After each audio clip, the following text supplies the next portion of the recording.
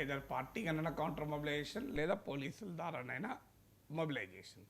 దాంతో YCP TDP పోరాటం కాస్త మాటల పరిధి దాటి వీధి పోరాట స్థాయికి, స్ట్రీట్ ఫైట్ స్థాయికి వచ్చేసింది.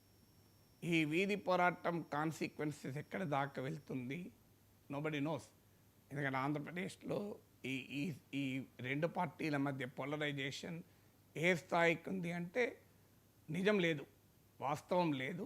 వాస్తవం చంద్రబాబు నాయుడు దృక్పథం నుంచే, టీడీపీ దృక్పథం నుంచైనా, వైసీపీ దృక్పథం నుంచైనా ఉంటుంది తప్ప ఇండిపెండెంట్గా నిజము వాస్తవం అని చూస్తానికి సమాజం సిద్ధంగా లేదు.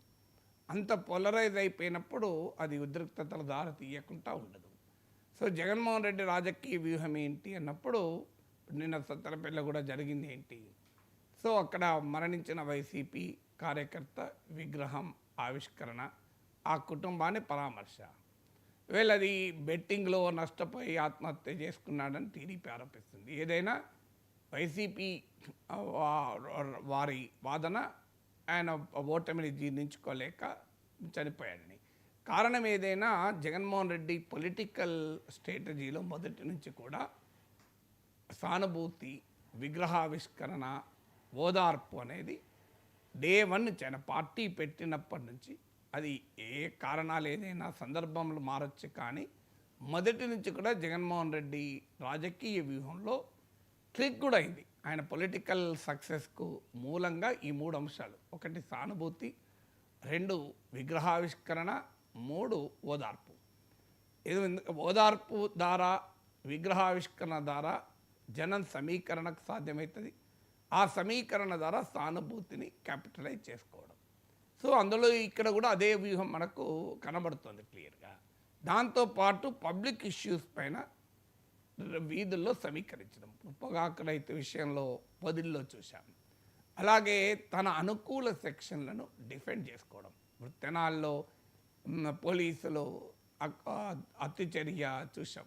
అందులో ఒక ప్రత్యేకంగా ఒక సామాజిక వర్గాన్ని టార్గెట్ చేశారన్న విమర్శలు కూడా వచ్చాయి. సో ఆ సామాజిక వర్గం మొదటి నుంచి కూడా వైసీపీకి అనుకూలంగా ఓటు వేశారు. ఈ ఎలక్షన్లో కొంత డిస్టర్బ్ అయినా బేసిక్ లాయల్ సోషల్ కేటగిరీ. అందువల్ల వాళ్ళని సమర్థించడం ద్వారా తన ఓట్ కన్సాలిడేషన్ జగన్ చేయడం. సహజంగానే జగన్ రాజకీయ వ్యూహానికి టీడీపీ అభ్యంతరాలు ఉంటాయి.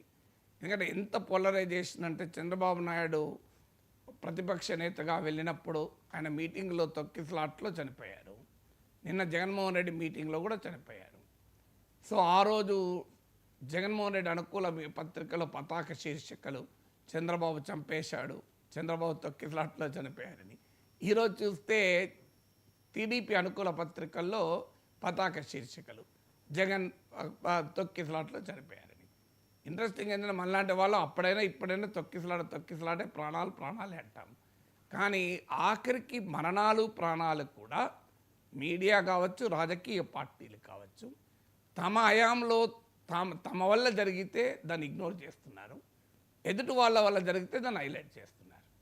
సో ఆ స్థాయికి పోలరైజేషన్ వచ్చిన తర్వాత ఈ ఆంధ్రప్రదేశ్లో ఇది రోజు జరుగుతుంది. మీరు చూస్తూ ఉండండి, ఇది కంటిన్యూస్గా స్ట్రీట్ మొబిలైజేషన్ జరుగుతుంది. ఇది ఒక్క వైసీపీయే చేయడం లేదు, టీడీపీ కూడా ఇటీవల సాక్షి షో కొమ్మినేని, కృష్ణరాజులకు వ్యతిరేకంగా పెద్ద ఎత్తున రాష్ట్రమంతా మొబిలైజ్ చేశారు. అంతకుముందు తిరుపతి లడ్డు విషయంలో కూడా మొబిలైజ్ చేశారు. ఆఖరికి ఏం తేలలేదు ఇప్పటికీ కూడా. అందువల్ల ఈ మొబిలైజేషన్, కౌంటర్ మొబిలైజేషన్ అనేది ఆంధ్రప్రదేశ్లో ఉన్న పోలరైజేషన్ కాస్త వీధుల్లోకి వచ్చింది కనుక అమీతుమీ తేల్చుకునే స్థాయికి వచ్చేసింది. ఇది మరి లా అండ్ ఆర్డర్కు కారణమవుతుందా? రాజకీయ నాయకులు అయితే బాధ్యతారహితంగా సివిల్ వార్ అన్న పదాలు కూడా వాడుతుంటారు. అది చాలా పెద్ద పదం, అది వాడకూడదు, కానీ వాడుతుంటారు. కానీ ఒకటి మాత్రం నిజం, వీధుల్లో రాజకీయ పోరు మొదలైంది ఆంధ్రప్రదేశ్లో. ఇక దీని పర్యవసనాలు, కాన్సిక్వెన్సెస్ ఎలా ఉంటాయి, అది ఎక్కడికి పొలిటికల్గా దారి తీస్తుంది, విల్ హ్యావ్ టు సీ.